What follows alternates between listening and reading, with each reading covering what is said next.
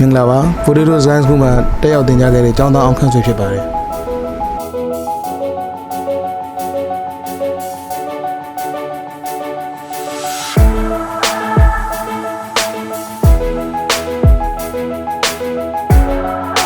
ကျွန်တော်သင်တန်းတက်ရောက်ဖြစ်ခဲ့တဲ့ရွေချက်ကတော့ဒီ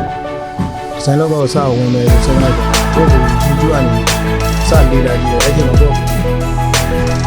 အားမရတဲ့အတွက်သင်တန်းကျောင်းတွေပုံမှန်တည်ရတယ်ဒီလိုဒိုင်းစကူကိုချက်ဖြစ်တယ်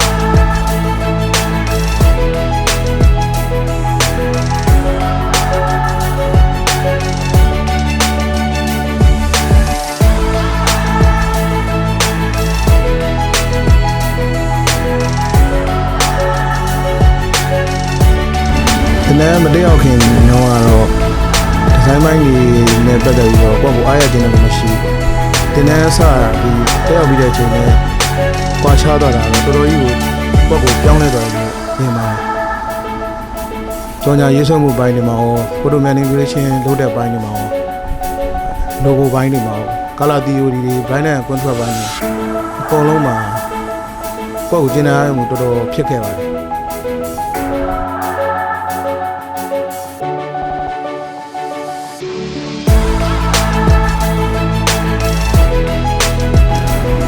ဒီဇိုင်းကရောရှောင်းလန်းမှုစဉ်းစားနေညီငယ်ညီမငယ်တွေအတွက်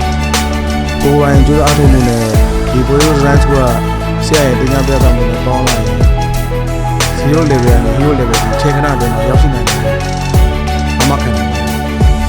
။ဆရာလည်းဒီလိုလိုက်တယ်